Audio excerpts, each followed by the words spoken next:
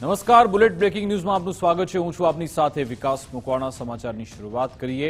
રાજકોટથી સમાચાર મળી રહ્યા છે, જ્યાં આજી ડેમમાં નહાવા જતા 4 લોકો ડૂબી ગયા, જેમાંથી 3 લોકોના મોત થયા છે, 3 લોકોના મૃતદેહ મળ્યા। હજુ પણ એકની શોધખોળ ચાલી રહી છે। ચારેય પાણીમાં વાહન ધોવા માટે ગયાનું અનુમાન છે। ડેમમાં મૃત્યુ પામેલા 3 લોકોની ઓળખ પણ કરી લેવાઈ, જેમાં ભરત જાદવ, ધવલ જાદવ અને ધ્રુવ મકવાણાનું મોત થયું છે। તમામ ત્રણ મૃતકો ઘાંચીવાડ વિસ્તારના રહેવાસી હોવાની વિગતો મળી છે। આજી ડેમ ખાતે જે રીતના 4 લોકો ડૂબ્યાના મેસેજ મળતા જ ફાયર બ્રિગેડની સાથે સ્થાનિક પોલીસ પણ પહોંચી હતી ને ડીસીપી છે હેતલબેન પટેલ, તેમની સાથે વાત કરશું। બેન, શું આખી વિગત સામે આવી છે? આ 4 લોકોની શું વિગત? હાલમાં જે પ્રાથમિક માહિતી છે એવું કહી શકાય કે જે રિક્ષાવાળા જે ઓનર છે ભરતભાઈ દેવજીભાઈ જાદવ, કે જે પોતાની રિક્ષામાં પોતાના 2 દીકરા અને એની સાળીનો દીકરો એમ 4 જણ અહીંયા આવ્યા અને મોગલ માતાનું મંદિર છે આજી ડેમના કિનારે, એના દર્શન કર્યા। રિક્ષા અહીંયા પાર્ક કરી અને એમાંથી એક જણ નાહવા માટે ગયું અને પગ લપસ્યો અને એને બચાવવા માટે બીજું અને એને બચાવવા માટે ત્રીજું, એમ કરીને એક પછી એક જે છે ઊંડા પાણીમાં ગરકાવ થયેલા છે। ફાયર બ્રિગેડના જવાનોએ અત્યાર સુધી 3 ડેડ બોડી શોધી કાઢી છે। ચોથીની શોધખોળ અત્યારે હાલમાં ચાલી રહી છે। બેન, ખાસ જે રીતના ફાયર બ્રિગેડને તકલીફ પણ પડી રહી છે, કારણ કે નીચે સેવાળ છે, ઘણી કલાકો છે। આ રનિંગ વોટર નથી, આ બેઝિકલી બંધિયાર વોટર છે, ડેમ છે અને ડેમમાં સખ્ત મનાઈ જ હોય છે નાહવાની। અને હાલમાં કોઈ એવું નજર જોનાર છે નહીં કે આપણે ખ્યાલ આવે કે નાહવા ગયા હતા કે હાથ પગ ધોવા ગયા હતા અને શું પ્રશ્ન થયો। બેન, આમાં જે મૃતક છે એમાં 2 પુત્ર અને 1 પિતા છે, કેવી રીતના આખી? હા, એક પિતા છે, 2 પુત્ર છે અને એક એમનો સાળીનો દીકરો છે। હાલ એક મૃતદેહની શું અત્યારે સામે આવ્યું છે? 3 મૃત ડેડ બોડી મળી ગયા છે, આપણને એક બાકી છે। ડીસીપી હેતલબેન પટેલ હતા કે 1 મૃતદેહ છે તે મળી ચૂક્યો છે, હજી 1 બાકી છે ને 3 મૃતદેહ છે તે મળી ચૂક્યા છે। ફાયર બ્રિગેડના જવાનો સતત મહેનત કરી રહ્યા છે મૃતદેહ શોધવા માટે। એટલે કહી શકાય કે હાલ રાજકોટના આજી ડેમમાં 4 લોકોના ડૂબી જવાથી મોત થયા છે। કેમેરા પર્સન અભય ત્રિવેદી સાથે રહીમ લાખાણી, ગુજરાત ફર્સ્ટ, રાજકોટ।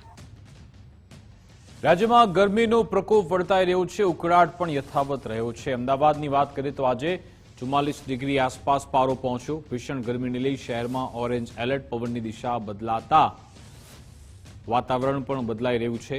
અમદાવાદમાં 44 ડિગ્રી સુધી પારો પહોંચી રહ્યો છે। ભીષણ ગરમીને લઈ શહેરમાં આજે ઓરેન્જ એલર્ટ આપવામાં આવ્યું હતું। ગરમીમાં નોંધપાત્ર વધારો થઈ રહ્યો છે। ખરાબ હવામાનને કારણે માછીમારોને દરિયો ન ખેડવા સૂચના આપવામાં આવી। આવતીકાલે તાપમાન 43 ડિગ્રીની આસપાસ રહેવાની શક્યતા। 2 થી 3 દિવસ બાદ ગરમીમાં ઘટાડો થશે। વેસ્ટર્ન ડિસ્ટર્બન્સને કારણે ગરમીથી મોટી રાહત મળશે।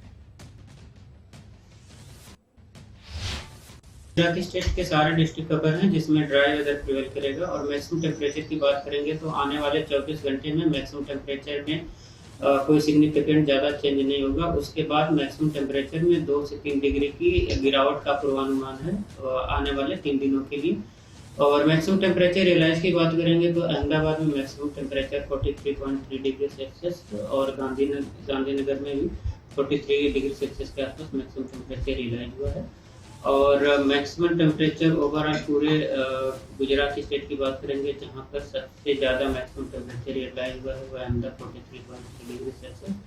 और अहमदाबाद और गांधीनगर के लिए अहमदाबाद के लिए आज के लिए 44 डिग्री सेल्सियस और गांधीनगर के लिए 43 डिग्री सेल्सियस मैक्सिमम टेम्परेचर रहने का पूर्वानुमान है। और हम विंड की बात करेंगे तो जो लैंड रीजन पे गुजरात के लैंड रीजन पे विंड प्रिवेल करेगी वो south westerly to westerly wind prevail करेगी। और जो सिनोप्टिक सिस्टम्स हैं अभी गुजरात स्टेट के आसपास जो प्रिवेल कर रहे हैं उसमें एक वेस्टर्न डिस्टर्बेंस है जिसकी पोजीशन 60 डिग्री ईस्ट लॉन्गिट्यूड पे है और एक वेस्ट राजस्थान पे साइक्लोनिक सर्कुलेशन बना हुआ है। હવામાન નિષ્ણાંત અંબાલાલ પટેલે પણ આગાહી કરી છે। આવતીકાલથી વાતાવરણમાં પલટો આવશે। અનેક વિસ્તારમાં 40 થી 50 કિલોમીટરની ઝડપે પવન ફૂંકાશે। પશ્ચિમી વિક્ષેપથી કેટલાક વિસ્તારમાં વરસાદની શક્યતા।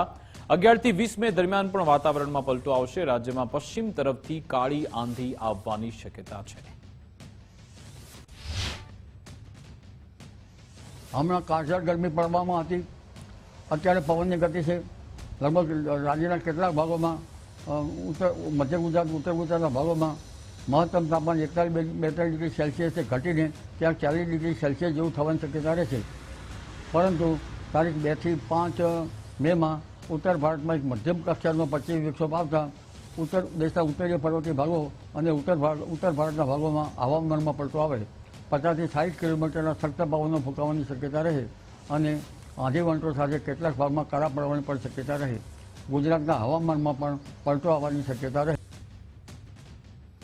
નવસારીમાં ભાજપના વિજેતા ઉમેદવારોનું અભિવાદન સમારોહ યોજવામાં આવ્યો હતો. કેન્દ્રીય મંત્રી CR પાટીલની ઉપસ્થિતિમાં બાઇક રેલી પણ થઈ. લોકો વચ્ચે જઈ કામ કરવા CR પાટીલે શીખ આપી હતી. કાર્યકર્તાઓનો અનાદર ન કરવા વિજેતા ઉમેદવારોની સૂચના આપી. CR પાટીલે હારેલા ઉમેદવારોની પણ જવાબદારી સ્વીકારી. પક્ષ વિરુદ્ધ કામ કરનારા બાગીઓને CR પાટીલે ચેતવણી આપી. CR પાટીલે ધારાસભ્ય અનંત પટેલ પર પણ પ્રહાર કર્યા હતા.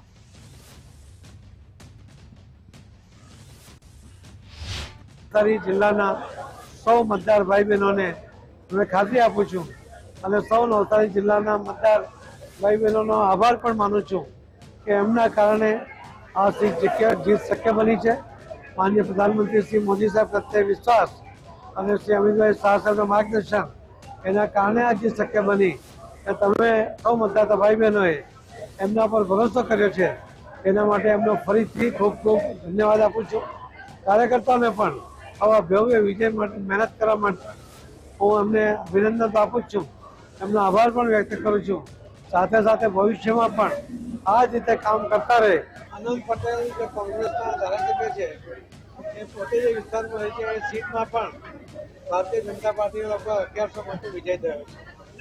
અને એ જ બતાવે છે કે આ નિવેદનીય નેતાઓ વાતે વાતે ધમકીની ભાષા બોલવાવાળા સરકારી અધિકારી અને કર્મચારીઓ સાથે બેહુદું વર્તન કરે, સામાજિક રીતે પણ દરેકને દબાણમાં રાખવાનો પ્રયત્ન કરવાવાળા, પોતાનો ઉલ્લુ સીધો કરવાનો પ્રયત્ન કરવાવાળા આ નેતાઓને આખા ગુજરાતમાં જાકારો મળ્યો છે. આવું રાજકારણ ગુજરાતના સૌ મતદાતા ભાઈ બહેનો પસંદ નથી કરતા. એ મેસેજ પણ આમાંથી ગયો છે. કેન્દ્રીય મંત્રી જગત પ્રકાશ નડ્ડાએ સુરત ખાતે સંબોધન કર્યું હતું. તેમણે કહ્યું કે વાયબ્રન્ટ ગુજરાત થકી ભારત આર્થિક મહાશક્તિ બનશે. તેમણે કહ્યું, મારું સૌભાગ્ય છે કે આજે આ કાર્યક્રમમાં ઉપસ્થિત રહ્યો. વાયબ્રન્ટ ગુજરાત થકી ગુજરાત મોટી છલાંગ લગાવવા તૈયાર છે. ગુજરાતે પોતાનામાં એક આગવી ઓળખ ઊભી કરી છે. 2003માં પ્રથમ વાયબ્રન્ટ ગુજરાત અમદાવાદમાં યોજાયું. ડાયલોગ, ડિસ્કશન અને રોકાણની શરૂઆત થઈ. વાયબ્રન્ટ ગુજરાત ભારતના અન્ય રાજ્યની પણ સંસ્કૃતિ બની તેવી વાત પણ કહેવામાં આવી હતી. प्रधानमंत्री मोदी जी के नेतृत्व में गुजरात ने सही दिशा में एक लंबी छलांग लगाई है, उसका यह एक प्रमाण है. और उसके माध्यम से हम कह सकते हैं कि एक globally connected competitive economic engine के रूप में गुजरात को दुनिया देख रही है, देश देख रहा है. ये भी हमको समझना चाहिए. यह प्रोडक्शन में अपने आप में उदाहरण है. यह कनेक्टिविटी के दृष्टि से जो काम हुए हैं वो भी बहुत महत्वपूर्ण है. और कॉम्पिटिटिवनेस में, क्वालिटी कॉम्पिटिटिवनेस में भी गुजरात ने अपने आप को एक्सेल किया है. इसके लिए भी मैं विशेष करके आपको बधाई देना चाहता हूँ. हमारे जो रीजन के जो सेक्टोरल स्ट्रेंथ्स हैं, जो सूरत को ग्लोबल हब बनाते हैं, उसमें हम सब लोग जानते हैं, हमारी सुबह से चर्चा हो रही है डायमंड कटिंग में और पॉलिशिंग से लेकर के टेक्सटाइल में. उसी तरीके से जो इंडस्ट्रियल एरिया हमारा भरूच में, दहेज में, अकलेश्वर में, और जो हमारी strong presence chemicals and fertilisers में, उसी तरीके से टेक्सटाइल्स में, जेम्स में, ज्वेलरी में, एनर्जी में, फूड प्रोसेसिंग में और एमएसएमईज में हमको देखने को मिला है. નાયબ મુખ્યમંત્રી હર્ષભાઈ સંઘવીએ સુરતમાં સંબોધન કર્યું હતું. ગુજરાતની 27.9 લાખ કરોડ સુધીની જીડીપી ગ્રોથ છે. દેશમાં નંબર 1 રાજ્ય બનવા મુશ્કેલી આવી. વાયબ્રન્ટનો સીધો ફાયદો વેપારીને થશે. 2 દિવસમાં 2792 જેટલા એમઓયુ થયા છે. દક્ષિણ ગુજરાતમાં 3.53 કરોડના એમઓયુ થયા. 2.82 લાખ યુવાનોને સીધી રોજગારી મળશે. ડાંગ, તાપી, નવસારી, વલસાડમાં ઇન્ડસ્ટ્રી શરૂ થશે તેવી વાત પણ તેમણે કરી હતી. 20 देशों से अलग अलग प्रतिनिधियों से मिलने का डायरेक्ट अवसर प्राप्त हुआ. कई लोगों के व्यापार हुए, कई लोगों के एमओयू हुए और कई लोगों की बात आने वाले दिनों में आगे बढ़ेगी. ये मेरे बैठे हुए छोटे छोटे व्यापारियों के सपने साकार करने के लिए गुजरात की भारतीय जनता पार्टी की सरकार द्वारा ये वाइब्रेंट गुजरात रीजनल कॉन्फ्रेंसिस के माध्यम से हजारों व्यापारियों को सीधा फायदा दिए जा रहा है। 2 दिनों में दक्षिण गुजरात में कितना व्यापार आया? कल मुझे किसी ने पूछा कि वाइब्रेंट गुजरात रीजनल कॉन्फ्रेंस का सीधा फायदा क्या होगा। वाइब्रेंट गुजरात रीजनल कॉन्फ्रेंस का सीधा फायदा यहां बैठे हुए जो लास्ट पंक्ति में जो बैठे हैं ना, उनको होगा। जो पहली पंक्ति में बैठे हैं उनके पास सभी एक्सेस है, उनका व्यापार देश एवं दुनिया भर में है ही, उनके पास सभी प्रकार की व्यवस्थाएं है। लेकिन वो व्यवस्थाओं में भी हम हमेशा आगे बढ़ाने के लिए प्रयास करते हैं। लेकिन हमारी जिम्मेदारी ये केवल पहली पंक्ति में बैठे हुए लोगों की नहीं है, हमारी जिम्मेदारी अंतिम पंक्ति तक बैठे हुए सभी व्यापारियों का सपना साकार कैसे कर पाए वो दिशा में काम करने का है। વાયબ્રન્ટ ગુજરાત રિજનલ કોન્ફરન્સનો આજે બીજો દિવસ છે, ત્યારે અહીંયા કેન્દ્રીય મંત્રી જેપી નડ્ડા, નાયબ મુખ્યમંત્રી હર્ષભાઈ સંઘવીની વિશેષ ઉપસ્થિતિ રહી। સમિટમાં 2 દિવસમાં 500 કરતા વધારે એમઓયુ થયા છે। મધ્ય ગુજરાતના ઉદ્યોગ સાહસિકો સાથે ખાસ કોન્ફરન્સ થઈ। એમએસએમઈ કંપનીઓ માટે 500 કરોડની લોન મંજૂર થઈ। વીજીઆરસીમાં કુલ 27 દેશોના પ્રતિનિધિઓ પણ સહભાગી થયા। 2 દિવસમાં રિજનલ કોન્ફરન્સમાં 29થી વધુ સેમિનાર યોજાયા। 300 મલ્ટીનેશનલ કંપની દ્વારા પ્રેઝન્ટેશન રજૂ થયા। ભાજપ પ્રદેશ અધ્યક્ષ જગદીશભાઈ વિશ્વકર્માએ પણ સંબોધન કર્યું। તેમણે કહ્યું, પીએમએ વાયબ્રન્ટ ગુજરાતની શરૂઆત 2003માં કરી, જેની સક્સેસ સ્ટોરી આજે જોવા મળી રહી છે। ગુજરાત અનેક સમસ્યાઓમાંથી પસાર થયું છે। દેશના બજારોમાં ગુજરાત આજે આગળ વધી રહ્યું છે। પહેલા એગ્રીકલ્ચર પર આખો દેશ નિર્ભર હતો। મિલ્ક ઇન્ડસ્ટ્રીમાં 1 લાખ કરોડનું ટર્નઓવર છે। મેડિકલ ટુરિઝમ ઊભી કરવામાં પણ ગુજરાત સફળ। 2003થી 2026 સુધીની સક્સેસ સ્ટોરી જોવા મળી છે।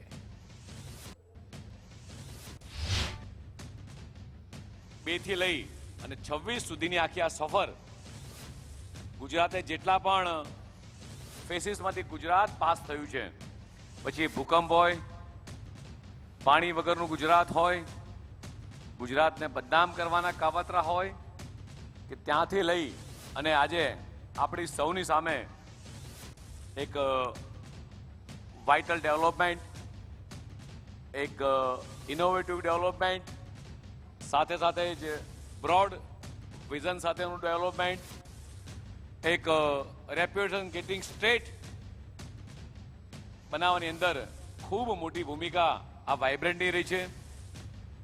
એક એડવાન્સમેન્ટ, તમામ પ્રકારની ટેકનોલોજી એક ગુજરાતની અંદર ઇન્ડસ્ટ્રીયલ ગ્રોથમાં એક ખૂબ મોટો મિત્રો આ બદલાવ લાવ્યો છે। સાથે સાથે આત્મનિર્ભર Bharat, make in India, nationalise of development, આ છબી એ માત્ર ગુજરાતમાં નહીં પણ આખા દેશની અંદર આખી આ ઊભી થઈ છે।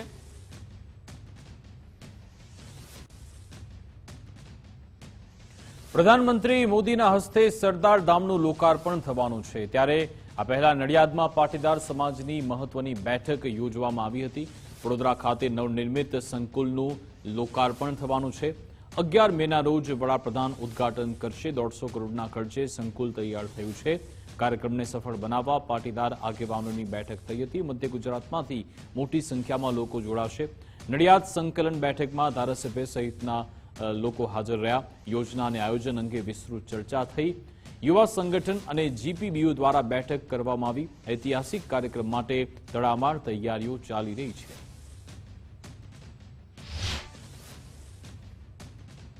11મી તારીખે વડોદરા ખાતે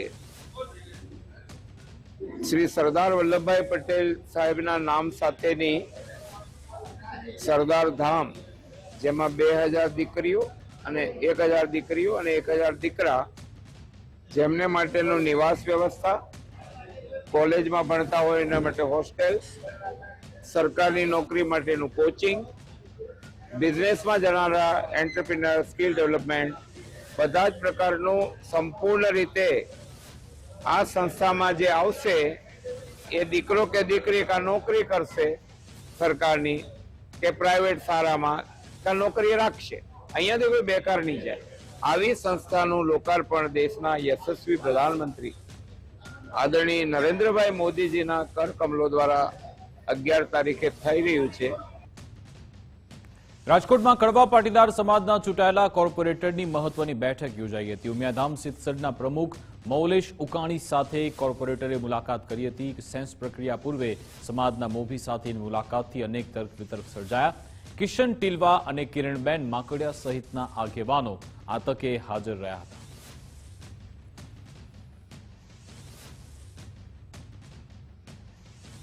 રાજકોટમાં આમ આદમી પાર્ટીને મોટો ફટકો લાગ્યો છે, કારણ કે આમ આદમી પાર્ટીના વિજેતા ઉમેદવાર ચંદુભાઈ જાદવ ભાજપમાં જોડાઈ ગયા.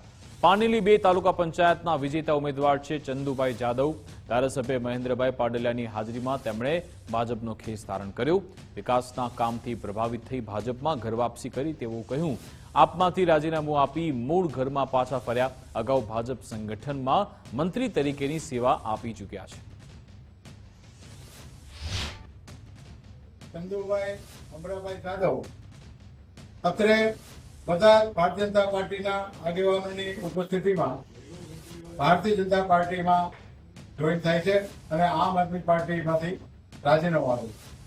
આ સંજોગોમાં મારે એ કહેવાનું છે કે ચંદુભાઈ જાદવ એમને પાનેલીના સરપંચ તરીકે પાનેલી ગામની ખૂબ જ સેવા કરી છે.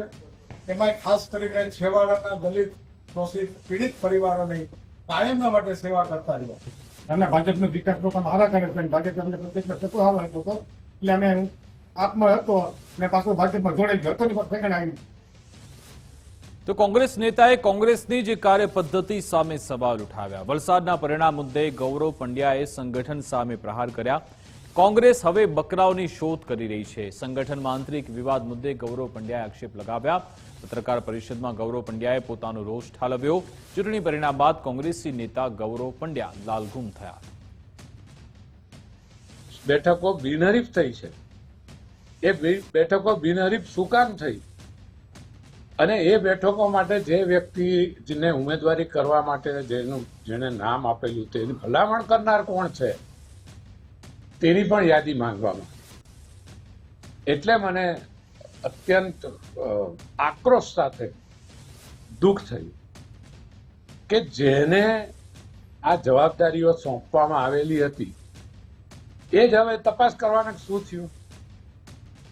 અત્યંત નામોશી ભરી કોંગ્રેસની હાર થઈ છે અને એ હાર માટે જવાબદાર છે એ હવે બીજાને બકરા શોધવાનું કામ શરૂ કર્યું છે. મેં એ શબ્દનો ઉપયોગ કર્યો, ફેસબુકમાં મેં પોસ્ટ મૂકી છે કે કોંગ્રેસની બકરા શોધ ઝુંબેશ આજથી શરૂ થાય છે.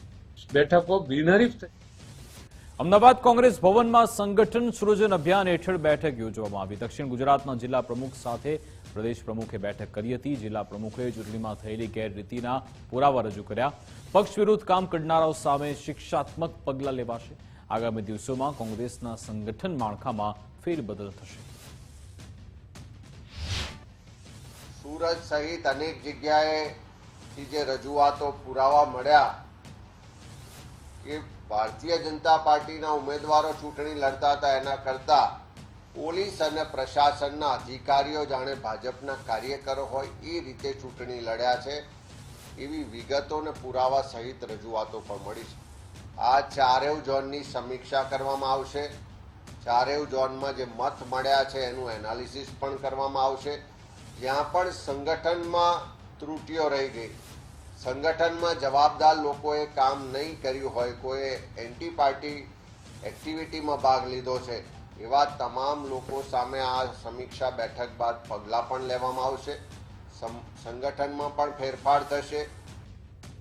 નવસારી લાફાકાંડમાં પોલીસે મોટી કાર્યવાહી કરી છે. નવસારી નગરપાલિકાના પૂર્વ ચીફ ઓફિસર વિરુદ્ધ ગુનો દાખલ થયો છે.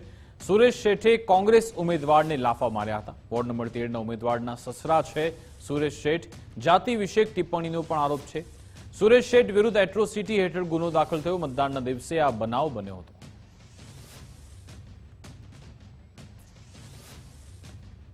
છોટાઉદેપુરમાં ધમોડીમાં ચૂંટણી પરિણામ બાદ ભારે તણાવ છે. ચૂંટણી હાર્યા બાદ ભાજપ સમર્થકોએ રોડ તોડ્યાનો આક્ષેપ લાગ્યો છે. મોટી સડલી બેઠક પર હાર થતા સમર્થકો ઉશ્કેરાયા તેવો દાવો છે. જેસીબીથી ગામમાં નવનિર્મિત આરસીસી રોડ તોડી પાડ્યાના આક્ષેપ. તાલુકા ભાજપ પ્રમુખે આરોપોને પાયાવિહોણા જોકે ગણાવ્યા. શાળા અને ફળિયાને જોડતો મુખ્ય રસ્તો તોડી નખાતા હાલાકી. જીતનાર ઉમેદવારે લોકો સાથે મળી પ્રાંત અધિકારીની રજૂઆત કરી. મોટી સડેલી બેઠક પર ભાજપ અને આપ વચ્ચે ખરાખરીનો જંગ હતો. રસ્તો બનાવવાનો તૈયારી કરવા પડશે એને ભાજપે. કોઈ બી હોય, સરપંચ હોય, કોઈ બી હોય, જીસીબી ભાજપ વાળા જીસીબી લઈને તોડી નાખેલો છે. પણ રસ્તો બનાવો કેમ કે અમારે જાવર આવરમાં કાંઈ મેં તકલીફ પડે ને. બંધ થઈ ગયો ચૂંટણીમાં ફતે જીતના થઈ એના કારણે અમે રસ્તો બનાવવા માંગીએ, બીજું કઈ નહીં. ધમોડી ગામે આજે મુલાકાત લેતા મને ગ્રામજનોએ જણાવ્યું કે અમને ગામના ભાજપના કાર્યકરો અને ભાજપના નેતાઓ દ્વારા અમને ખૂબ ધમકીઓ મળી છે. કેમ કે એ લોકો એવું કહેવા માંગે છે કે અમને વોટ નથી આપ્યા. ગ્રામજનો એવું પણ કહી રહ્યા છે કે જ્યારથી મતગણતરી નું રિઝલ્ટ આવ્યું છે ત્યારથી અમને રોજ ધમકાવે છે. ઘરે આવીને ધમકાવે છે. જ્યારે લગ્ન પ્રસંગ હોય કે કોઈ હાટ બજારમાં જતા હોય ત્યાં પણ ધમકાવે છે. જાણવા મળ્યું ત્યાં સુધી એવું છે કે એમની પોતાની માલિકીની જમીનની અંદર રસ્તો નીકળેલો છે ને એ લોકોનો કંઈક પારિવારિક મામલો છે એવું મને જાણવા મળ્યું છે. અને હજી હું સ્થળ ચકાસણી કરી નથી એટલે આનાથી વિશેષ હું કહી ન શકું. પણ મને લાગે ત્યાં સુધી આ એક પારિવારિક મામલો હશે એવી મને ખાતરી છે. ધાક ધમકી કે એ બીજી બધી વાતો ખોટી છે, એમાં તો એ કોઈ વિષય નથી. આગામી વિધાનસભા ચૂંટણી પહેલા ગોંડલના રાજકારણમાં ગરમાવો આવ્યો છે. 2027ની ચૂંટણી માટે જયરાજસિંહ જાડેજાના સમર્થનમાં પોસ્ટર વોર શરૂ થયું. કહો દિલ સે 2027 में जयराजसिंह जाडेजा फिर से આવું પોસ્ટર વોર શરૂ થયું. વિરોધ કરનારાઓને પોસ્ટરમાં જાતિવાદી દેડકા તરીકે સંબોધ્યા. આગામી ચૂંટણી સુધીમાં ઘણા લોકો બહાર આવશે તેવો ઉલ્લેખ છે. ગોંડલની તમામ જ્ઞાતિની તાકાત અને એકતા બતાવવાની વાત આ પોસ્ટરમાં છે.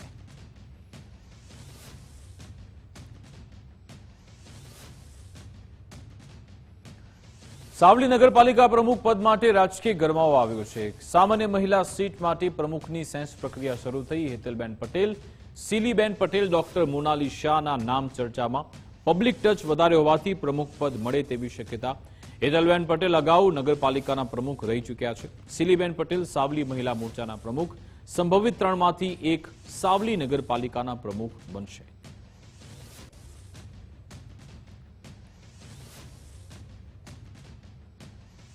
ધારાસભ્યોના મુસાફરી ભથ્થામાં વધુ એકવાર વધારો થયો છે. હવે વંદે ભારત અને તેજસમાં મુસાફરી કરી શકાશે. દુરંતો એક્સપ્રેસમાં પણ ધારાસભ્યોને મુસાફરીની છૂટ મળશે. નવી ટ્રેનના એક્ઝિક્યુટિવ ક્લાસમાં પ્રવાસ કરી શકશે. અગાઉ માત્ર એસી ફર્સ્ટ ક્લાસ સુધીના નિયમ હતા. રાજ્યમાં વર્ષે 10,000 કિલોમીટરનો પ્રવાસ કરી શકાશે. અન્ય રાજ્યોમાં 20,000 કિલોમીટર સુધી ભથ્થું મળશે. નવી ટ્રેન શરૂ થતા સરકારે નિયમોમાં ફેરફાર કર્યા. દેશમાં કોઈપણ સ્થળે ટ્રેન મુસાફરીના લાભ મળશે.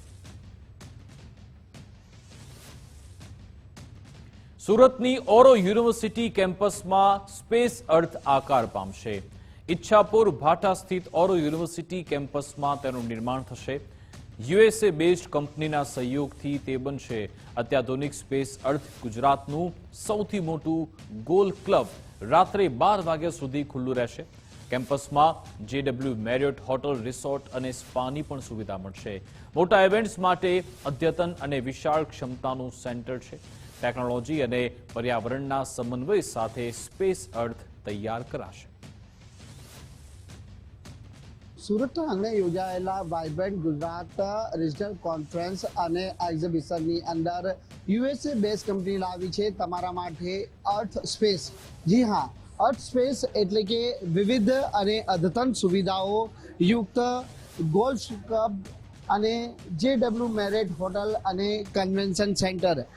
સૌપ્રથમ તો અર્થ સ્પેસનો જે માસ્ટર પ્લાન છે એ આપણે બતાવવાનો પ્રયત્ન કરીશું કે એક ઇકો ટુરિઝમ તરીકેનું આ માસ્ટર પ્લાન છે અને તેમાં જોઈ શકાય છે કે ઉપરના જે બેઝ છે એ ઓરો યુનિવર્સિટી છે અને યુએસએ બેઝ કંપની દ્વારા છે તે આ સ્પેસ છે તે હાલ તૈયાર કરવામાં આવી રહ્યું છે, જેમાં અદ્યતન સુવિધાઓ સાથેની આ વિવિધ જે ગોલ્ફ ક્લબ કહો કે પછી રિસોર્ટ, વિલા અને કન્વેન્શન સેન્ટર છે તે તૈયાર કરવામાં આવી રહ્યું છે. બીજી તરફ એની તસવીરો આપને બતાવવાનો પ્રયત્ન કરીશું કે અર્થ સ્પેસની જે વધુ એક અદ્યતન સુવિધાઓ સાથેનું અર્થ સ્પેસ એટલે કે ઓરો હોટેલ્સ, એટલે અહીં જે ગોલ્ફ ક્લબ 12 કલાક એટલે કે રાત્રિના 12 વાગ્યા સુધી છે તે કાર્યરત રહેશે અને આ અર્થ સ્પેસ ગોલ્ફ ક્લબ છે તે અદ્યતન સુવિધાઓ સાથેનું છે, જેમાં જે રાત્રિના સમયે પણ આહલાદાયક જે વાતાવરણ છે તે મળી રહેવાનું છે. સુરતના આંગણે છે તે આ અર્થ સ્પેસ દ્વારા છે તે આ નવી એટલે કે નવનિર્મિત પ્રોજેક્ટ છે તે લઈ જવામાં આવી રહ્યો છે. ત્યારે બીજી તરફ આપને બતાવવાનો પ્રયત્ન કરીશું કે JW મેરિયટ સુરત, જેમાં રિસોર્ટ, વિલાઝ અને સ્પાની પણ જે સુવિધા હશે અને આ તમામ સુવિધાઓ પણ છે તે અદ્યતન સુવિધાઓ સાથેની હશે. બીજી તરફ અર્થ સ્પેસ કન્વેન્શન સેન્ટર કે જે કન્વેન્શન સેન્ટરની અંદર જે લગ્ન પ્રસંગ હોય કે અન્ય કોઈ ઇવેન્ટ હોય તો તે ઇવેન્ટ પણ આ વિશાળ ક્ષમતાવાળું ધરાવતું કન્વેન્શન સેન્ટરમાં તમે કરી શકો છો. એટલે આગામી સમયની અંદર USA બેઝ કંપની દ્વારા જે અર્થ સ્પેસની અંદર આ અદ્યતન સુવિધાઓ સાથેનો જે પ્રોજેક્ટ લાવવામાં આવી રહ્યો છે તે પ્રોજેક્ટની અંદર ગોલ્ફ ક્લબ, JW રિસોર્ટ અને કન્વેન્શન સેન્ટરની સુવિધા પણ ઉપલબ્ધ છે અને ગુજરાતની અંદર આ એકમાત્ર એવું પ્રોજેક્ટ હશે કે ઇકો ટુરિઝમ આ પ્રોજેક્ટ છે અને આ પ્રોજેક્ટની અંદર તમને અનેક પ્રકારની સુવિધાઓ પણ છે તે મળી રહેવાની છે. કેમેરામેન દીપક રાણા સાથે રાકેશ બ્રહ્મભટ્ટ, ગુજરાત ફર્સ્ટ, સુરત. આપ જોઈ રહ્યા છો બુલેટ બ્રેકિંગ ન્યૂઝ. હું છું આપની સાથે ભાવિકા. મહત્વપૂર્ણ સમાચારો પણ આગળ નજર કરીએ તો ડિજિટલ ઇન્ડિયાના યુગમાં હવે ન્યાયિક પ્રક્રિયા પણ વધુ સ્માર્ટ અને વેગવંતી બનવા જઈ રહી છે. ખેડા જિલ્લામાં ભારત સરકારના ગૃહ વિભાગના ઇન્ટરઓપરેબલ ક્રિમિનલ જસ્ટિસ સિસ્ટમ પ્રોજેક્ટ અંતર્ગત એક મહત્વનું પગલું ભરવામાં આવ્યું, જે અંતર્ગત જિલ્લાના 26 જેટલા સરકારી વકીલોને અત્યાધુનિક સ્માર્ટફોનનું વિતરણ કરવામાં આવ્યું. આ નવીન પહેલથી હવે પોલીસ, કોર્ટ અને જેલની વચ્ચે સીધું જોડાણ સ્થાપિત થશે, જેનાથી કેસોના નિકાલમાં અને ખાસ કરીને ન્યાયિક કાર્યવાહીમાં પારદર્શિતાની સાથે ઝડપ આવશે. ખેડા જિલ્લાના મુખ્ય સરકારી વકીલ ધવલ બારોટે જણાવ્યું કે કેન્દ્રીય ગૃહમંત્રી અમિતભાઈ શાહના માર્ગદર્શન હેઠળ પ્રોસિક્યુશન ફોર પબ્લિક પ્રોસિક્યુટર્સ અભિયાન અંતર્ગત આ સ્માર્ટ ઉપકરણો ફાળવવામાં આવ્યા છે. આ મોબાઈલ ડેટા ટર્મિનલના માધ્યમથી સરકારી વકીલો હવે આંગળીના ટેરવે કેસની વિગતો મેળવી શકશે.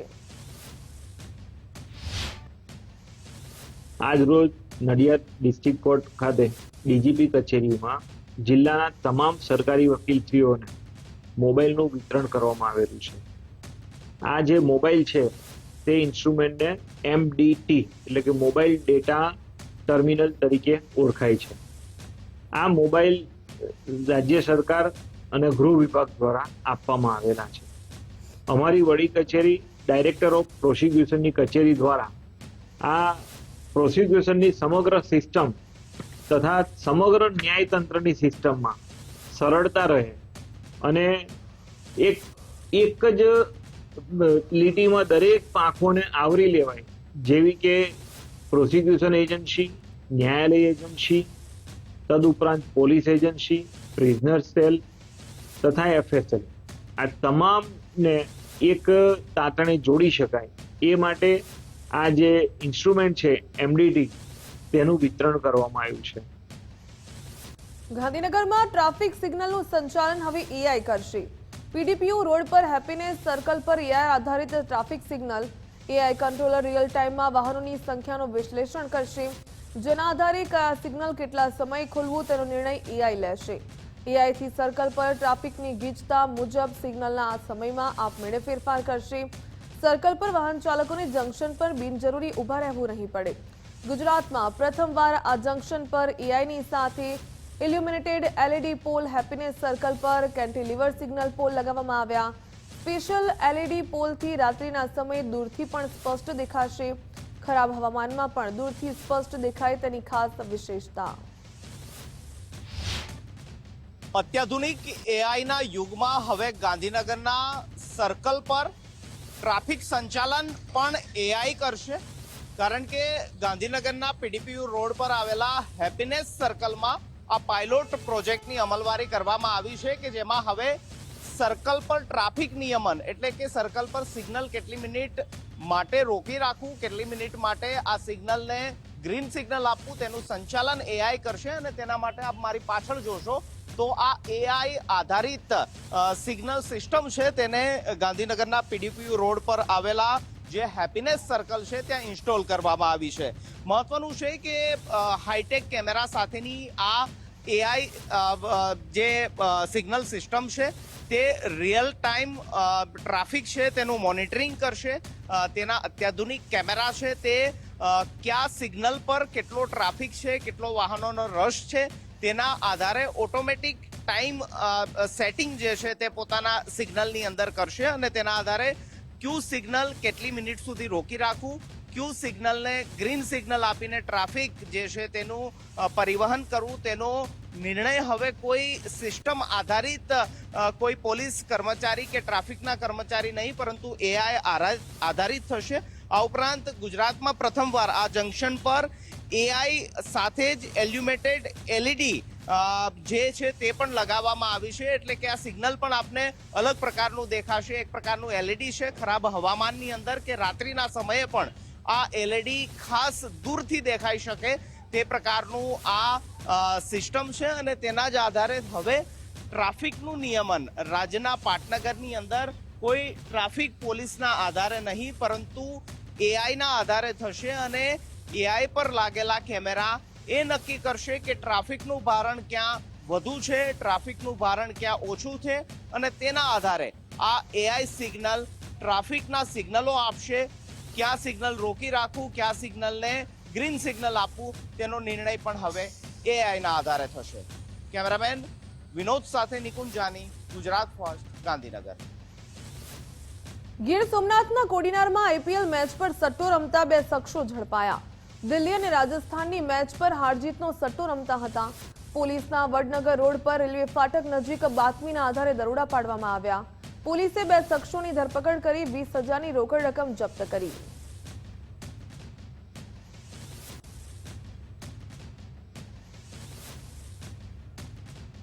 સમગ્ર મામલો જે સામે આવ્યો, દિલ્હી અને રાજસ્થાનની મેચ પર સટ્ટો રમતા બે શખ્સોને કોડીનારથી ઝડપી પાડવામાં આવ્યા. પોલીસના જાપ્તામાં જોવા મળતા આ શખ્સો કે જેણે 20,000ની રોકડ રકમ તેમની સાથે જપ્ત કરી લેવામાં આવી છે. ગીર સોમનાથના કોડીનારમાં આઈપીએલ મેચ પર સટ્ટો રમતા હતા આ બે શખ્સો. ગુજરાત ફર્સ્ટની સ્ક્રીન ઉપર જોવા મળતા આ શખ્સો સટ્ટો રમી રહ્યા હતા.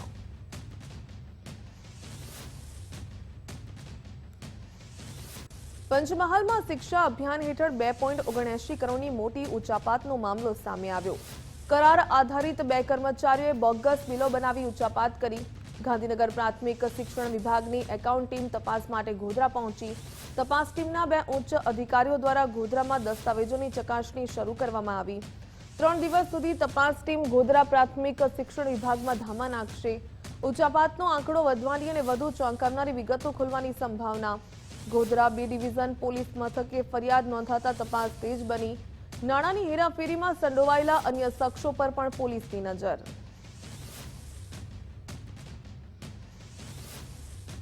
કાલોલના વેજલપુરમાં રહેણાંક મકાનમાંથી એલપીજીની બોટલો મળી આવી. પીપળી ફળિયામાં ખેરુન ઇશાકના મકાનમાંથી એલપીજી બોટલો મળી આવી. વેજલપુરમાંથી ઘરેલું વપરાશના એલપીજી સિલિન્ડર મળી આવ્યા. એસઓજીને બાતમીના આધારે રેડ દરમિયાન સિલિન્ડર મળી આવ્યા. એચપી અને ઇન્ડિયન ગેસની 12 બોટલો મળી આવી. એલપીજી સિલિન્ડરને મામલતદારે જપ્ત કરીને ગોડાઉનમાં મૂક્યા. સમગ્ર મામલે એસઓજીએ વધુ તપાસ હાથ ધરી.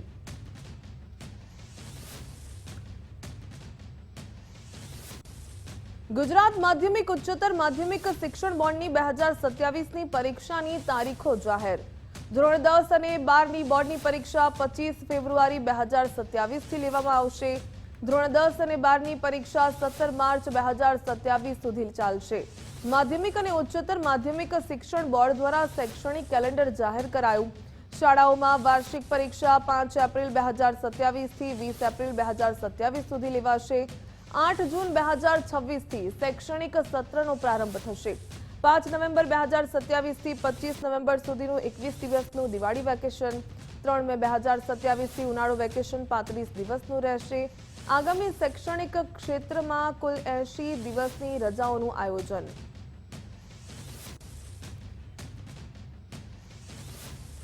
All India chemist and druggist એસોસિએશનનું એલાન 20 મે દેશવ્યાપી બંધ રાખવાનો નિર્ણય લેવાયો. દવાઓના ઓનલાઈન વેચાણ સામે ઉગ્ર વિરોધ. બંધમાં દેશના 12 લાખથી પણ વધુ કેમિસ્ટ જોડાશે. રિટેલ મેડિકલ સ્ટોર્સ બંધ રહેતા દર્દીઓ પરેશાન થશે. ઓનલાઈન નશાકારક દવાઓના ધૂમ વેચાણનો દાવો. ડુપ્લિકેટ દવાને ઈ ફાર્મસી પર કડક નિયંત્રણની માંગ.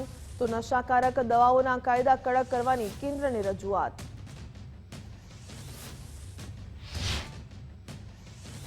All India chemist and druggist association 20મી મેના દિવસે એક દિવસનું બંધ આપેલું છે. 12.5 લાખ કેમિસ્ટો હિન્દુસ્તાનના આ બંધની અંદર જોડાશે. ગેરકાયદેસર જે ઓનલાઈન દવાનો વ્યવસાય ચાલી રહ્યો છે, ગેઝેટ નોટિફિકેશન 2018માં 817 નંબરનું જે ગેઝેટ નોટિફિકેશન બહાર પાડ્યું હતું કે ડોર ડિલિવરી કરી શકશો કારણ કે કોરોનાનું સંક્રમણ ન ફેલાય. ઓલરેડી એ ગેઝેટ નોટિફિકેશન કેન્સલ કરવાનું છે. કાયદેસરતા ક્યાંય આપેલી નથી. આજે ડુપ્લિકેટ દવાઓ ઓનલાઈનની અંદર ખુલ્લેઆમ વેચાય છે. અમદાવાદમાં ફાર્મા પેઢીઓ પર ફૂડ એન્ડ ડ્રગ્સના દરોડા. 1.21 કરોડથી વધુની શંકાસ્પદ દવાઓનો જથ્થો જપ્ત. નકલી અને નશાકારક દવાઓની સામે રાજ્યવ્યાપી કાર્યવાહી. અમદાવાદ સહિત વડોદરા અને ભરૂચમાં મેગા સર્ચ ઓપરેશન. ગેરકાયદે દવાઓ વેચતી પેઢીઓના લાયસન્સ રદ કરાયા. કોડીન સિરપ સહિત નાર્કોટિક દવાઓનો મોટો જથ્થો મળ્યો. આરોગ્યની સાથે ચેડા કરનારા સામે ઝીરો ટોલરન્સની નીતિ. ગેરકાયદે ઓનલાઈન દવા વેચતી કંપનીઓની સામે એક્શન લેવાયા.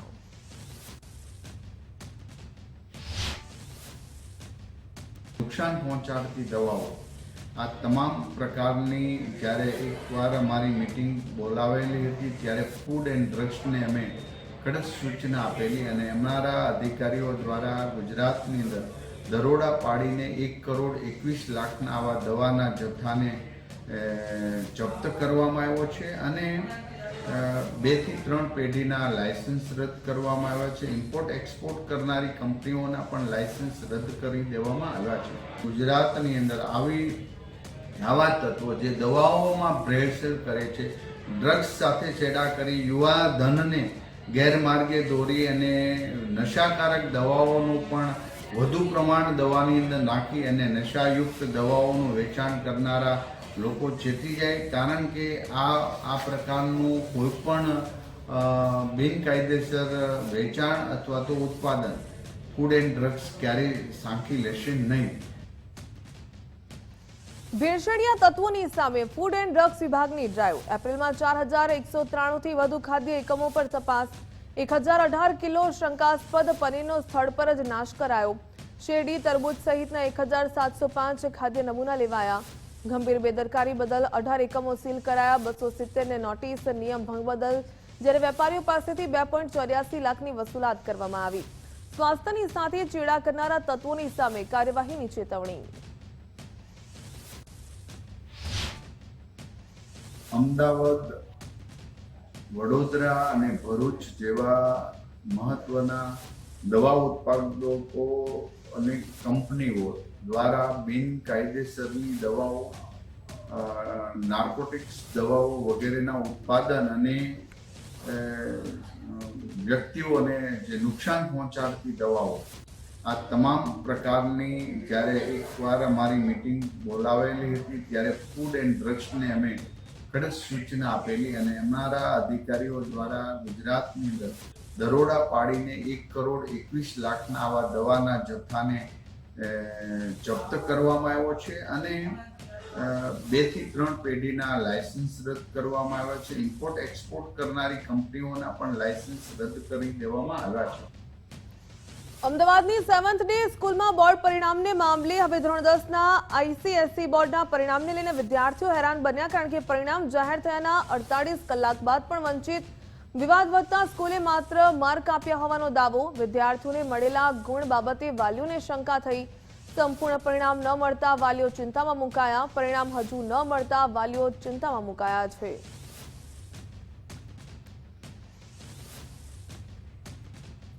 વડોદરાની ગોત્રી GMERS મેડિકલ હોસ્પિટલની ઘોર બેદરકારી સામે આવી. ચેક કર્યા વગર લોહી ચઢાવતા પરિણીતાની તબિયત લથડી.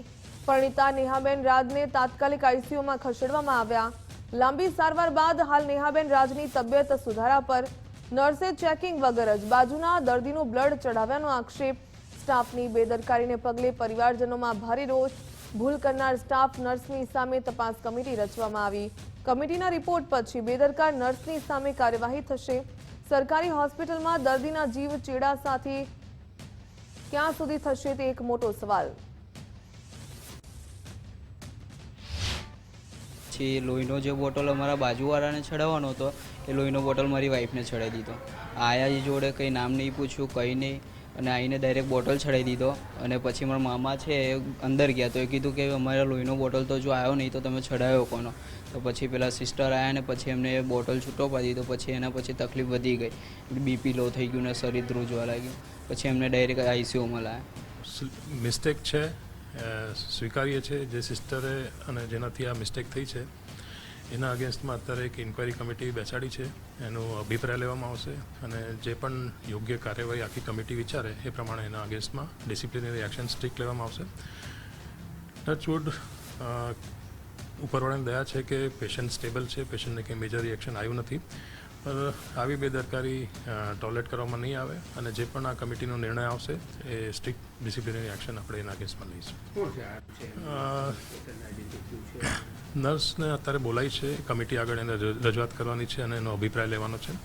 અને અભિપ્રાય લીધા પછી જે પણ કમિટી ડિસાઇડ કરશે આપણે એક્શન લઈને સ્ટ્રિક્ટ ડિસિપ્લિનરી એક્શન અને ઉપર આપણા જે સીઓ ઓફિસ છે ત્યાં એને જાણ કરી દેવામાં આવશે. બનાસકાંઠાના ડીસામાં સબ રજિસ્ટ્રાર કચેરીમાં છેલ્લા 5 દિવસથી ઓનલાઈન કામગીરી સંપૂર્ણપણે ઠપ થઈ ગઈ. મળતી માહિતી મુજબ તાલુકા પંચાયત કમ્પાઉન્ડમાં ચાલી રહેલા રોડ અને બગીચાના કામ દરમિયાન કોન્ટ્રાક્ટરની બેદરકારીને કારણે વાઈફાઈનો વાયર કપાઈ ગયો. આ ટેકનિકલ ખામીને કારણે દસ્તાવેજ નોંધણી સહિતની તમામ કામગીરી અટકી પડી.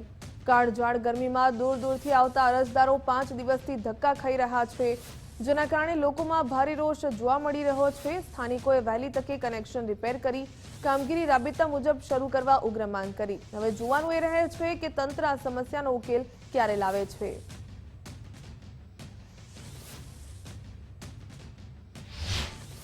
ડીસા મામલતદાર કચેરીના અંદર કોન્ટ્રાક્ટરી તરફથી બધું રમણ ભમણ ખોદકામ કરી નાખેલ છે અને આજ સુધી સિટી સર્વેમાં કે સબ રજિસ્ટ્રારમાં જેટલા બી અરજદારો ખરા તડકાના આવે છે બધા ધક્કા ખાઈ કે 10 દાડાથી પાછા જાય છે. એને એટલે પબ્લિક પરેશાન થઈ રહી છે. બરાબર, એના માટે યોગ્ય કાર્યવાહી કરવી. એ બધા વાયફાઈના વાર તોડી નાખ્યા છે. આપણા BSNL વાળા મથે છે પણ એવી જગ્યાએ તોડ્યા છે ને કે આજ સુધી મળતા જ નથી. અમારી માંગ છે તાત્કાલિક કામ થાય એટલે પબ્લિક હેરાન ના થાય. મામલતદાર કચેરીના કમ્પાઉન્ડમાં રિનોવેશનની કામગીરી અને પાર્ક બનાવવાની કામગીરી હાથ ધરવામાં આવી છે. જે કામગીરીની અંતર્ગત જે કોન્ટ્રાક્ટર છે તે કોન્ટ્રાક્ટર દ્વારા તેને બેદરકારી દાખવી અને એક ઇન્ટરનેટ સેવાઓ અત્યારે ખોરવાઈ રહી છે. કારણ કે એના જે ઇન્ટરનેટ વાઈફાઈ વાયરો હતા તે ખોદકામ દરમિયાન વાયરો તૂટી ગયેલો છે, જેના કારણે ડીસાની સિટી સર્વે કચેરી, તાલુકા પંચાયત કચેરી, સબ રજિસ્ટ્રાર કચેરી જેવી અનેક કચેરીઓમાં અત્યારે સેવાઓ ખોરવાઈ છે. કારણ કે જે અરજદારો અત્યારે કામગીરી કરવા માટે આવ્યા છે એ કામગીરીઓને અત્યારે છતાં ના હોય મોબાઈલના આધારે તેઓ અત્યારે સરકારી કચેરીમાં કામગીરી થઈ રહી છે.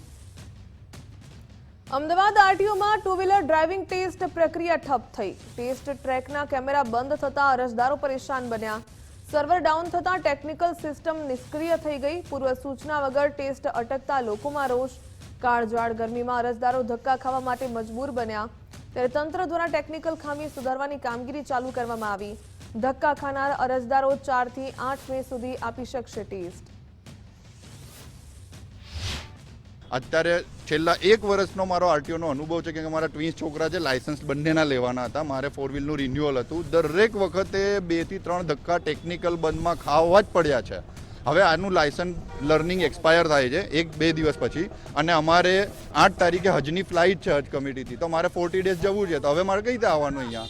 એ કે ના ટેકનિકલ બંધ છે, બરાબર, પણ ટેકનિકલ બંધનું તમારી પાસે સોલ્યુશન નથી અને અહીંયા તમારે દંડ ઉઘરાવો છે કે હેલ્મેટ નથી પહેર્યું. મેં પહેરેલું હેલ્મેટ અંદર મૂકી દીધું. હવે કેમ કે હવે સરકાર પોતે કોઈ કાયદામાં કે પ્રજાના પ્રશ્નોના નિવારણ લાવવાના અંદર ઇન્ટરેસ્ટેડ ના હોય તો પ્રજાને બી પછી તમારે સપોર્ટ કરવામાં કોઈ જ ઇન્ટરેસ્ટ નથી. આજે ઘણા બધા કસ્ટમર બધા આવ્યા હતા 2 વ્હીલરના ટેસ્ટિંગ માટે, પણ અંદરથી કહેવામાં એવું આવ્યું છે કે ભાઈ 2 વ્હીલરના કેમેરા સિસ્ટમ બંધ છે એટલે તમે પાછા જાઓ.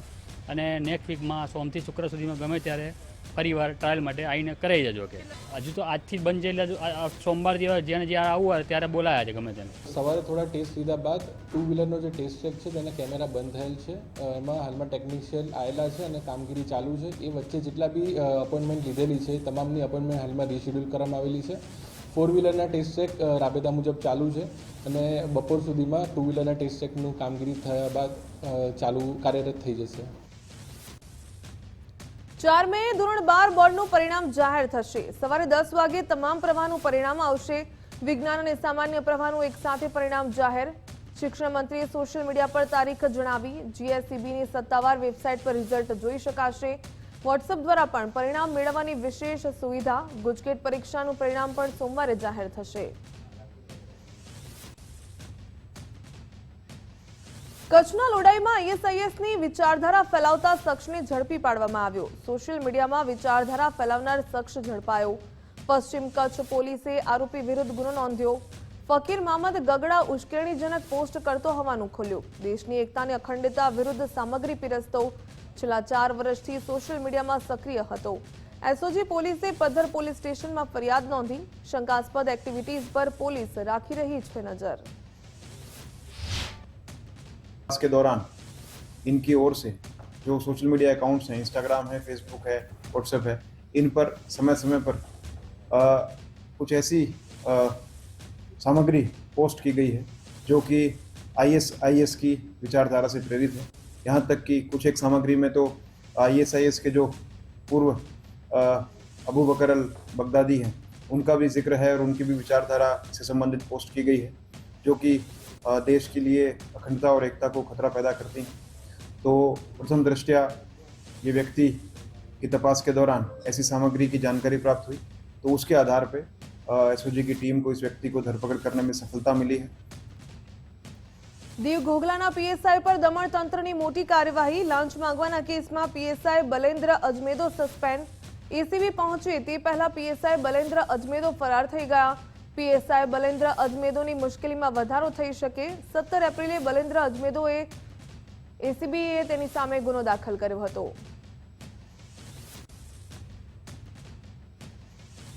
બોટાદમાં લાંચ લેતા વચેટીઓ એસીબીના હાથે ઝડપાયો. ટાઉન પોલીસ સ્ટેશનના એએસઆઈ વતી સ્વીકારી લાંચ. વચેટીઓ નિલેશ ઉર્ફે લાલો 10,000 લેતા પકડાયો. એએસઆઈ જયેશ જાખણિયા એસીબીની કાર્યવાહી જોઈ ફરાર. ગુનામાં રાહત આપવા માંગી હતી 30,000ની લાંચ. ભાવનગર એસીબીએ બંને વિરુદ્ધ નોંધી કાયદેસરની કાર્યવાહી. ત્યારે પોલીસ બેડામાં લાંચિયા કર્મચારીની સામે ફફડાટ મચ્યો. એસીબીએ ફરાર એએસઆઈને ઝડપવા માટે ચક્રો ગતિમાન કર્યા.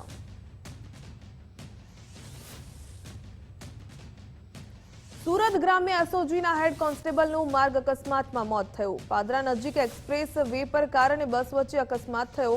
ભરત દેસાઈ નામના બાહોશ પોલીસ કર્મીનું ઘટના સ્થળે જ અવસાન થયું. 2 માસ પૂર્વે જ પિતાનું પણ નિધન થયું હતું. પરિવારમાં હાલ તો શોકનો માહોલ. એક જ ઘરમાં ટૂંકા ગાળામાં 2 મોત નિપજ્યા. સુરત જિલ્લા પોલીસ બેડામાં ઘેરા શોકની લાગણી.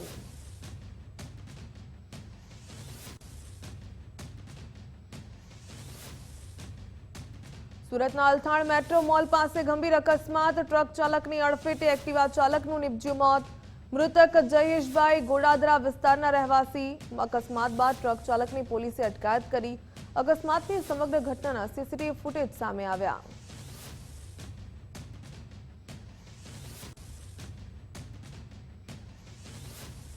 ગુજરાતમાં હેલ્મેટ નિયમના કડક અમલની વચ્ચે ઉલાળ્યો થયો. આરટીઓ કચેરીના કર્મચારીઓએ જ નિયમો નેવે મૂક્યા. કર્મચારીઓને સિક્યુરિટી સ્ટાફ હેલ્મેટ વગર ઝડપાયા. નિયમ બનાવનાર વિભાગ જ પાલન કરવામાં નિષ્ફળ. શહેરની આરટીઓ ઓફિસના દ્રશ્યો કેમેરામાં કેદ થયા. એક તરફ પોલીસ દંડ વસૂલે તો બીજી તરફ બેદરકારી. કર્મચારીઓની સામે કડક કાર્યવાહી થશે કે નહીં તે એક સવાલ. તમામ નાગરિકોને અને જેટલા સરકારી કર્મચારી છે એ તમામને અમારી અહીંયાથી અરજ છે કે હેલ્મેટ જે છે એ આપના એક સેફટી માટે છે. એક એક્સિડન્ટ થઈ રહ્યા છે, આ વાહનોનું પ્રમાણ પણ વધી રહ્યું છે. એની સામે જો એક્સિડન્ટનું પ્રમાણ વધી રહ્યું છે તો આમાં એક તમારી સેફટી માટે આ હેલ્મેટ પહેરવાનું ફરજિયાત કરવામાં આવેલું છે. શરૂઆતમાં તમામને આવી રીતે અરજ કરીને કે પત્ર વ્યવહાર કરીને એવી રીતે અમે લોકો જણાવી રહ્યા છે કે હેલ્મેટ ફરજિયાત પહેરો. જો હેલ્મેટ પહેરવામાં નથી આવતું અને આ જ નજરમાં આવી રહ્યું છે તો એમાં ચલણ ઇસ્યુ કરી અને કડક કાર્યવાહી કરવામાં આવી રહી છે. જેટલા બી કચેરીના કર્મચારીઓ છે તે તમામને જાણ કરવામાં આવેલી છે કે ફરજિયાત જે નિયમ અન્ય વ્યક્તિઓ માટે છે તે નિયમો પણ સરકારી કર્મચારીઓ માટે પણ એટલા જ પ્રમાણમાં લાગુ પડે છે. એટલે એમની સેફટી માટે આ હેલ્મેટ પહેરવું ફરજિયાત છે અને જો આગામી સમયમાં એમના દ્વારા પણ હેલ્મેટ પહેરવામાં નહીં આવે તો નિયમ પ્રમાણે એમના વિરુદ્ધ પણ આ પ્રમાણે ચલણ ઇસ્યુ કરીને કાર્યવાહી કરવામાં આવશે. ખેડબ્રહ્માના સેવાલિયામાં પ્રેમીનો હાઈ વોલ્ટેજ ડ્રામા. પ્રેમ સંબંધને મામલે યુવાન મોબાઈલ ટાવર પર ચઢ્યો. યુવતીને બોલાવવાની માંગ સાથે યુવાને હોબાળો મચાવ્યો. પોલીસ અને ફાયર વિભાગે યુવાનને સમજાવવા માટે પ્રયાસ કર્યા. તંત્રે બાજુના ગામની યુવતીને બોલાવતા મામલો થાણે પડ્યો. ઘટના બાદ ખીરોજ પોલીસે યુવાનની અટકાયત કરી.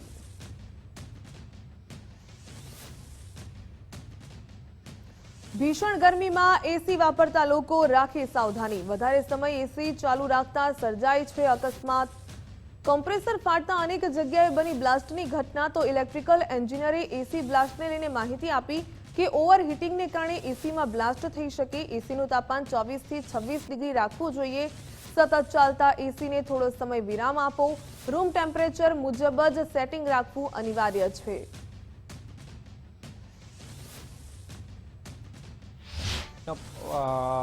પારો વધારે છે એટલે કોર્પોરેટ ઓફિસ હોય, રેસિડેન્ટ હોય કે કોઈ બી જગ્યાએ એસી કન્ટિન્યુ ચાલતું રહેતું હોય, જેના કારણે કોમ્પ્રેસર ઓવરહીટિંગના કારણે બ્લાસ્ટ થઈ શકતો હોય.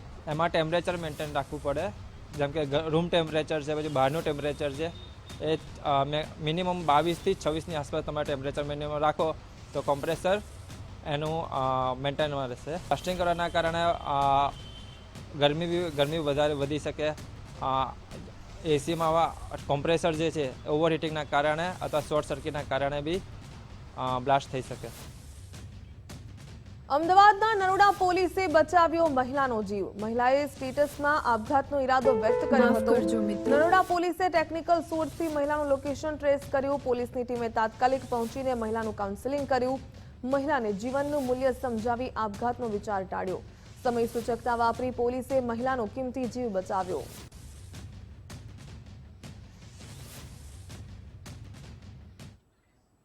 હાલ બુલેટિનમાં બસ આટલું. વધુ સમાચાર માટે આપ જોતા રહો ગુજરાત ફર્સ્ટ. નમસ્કાર.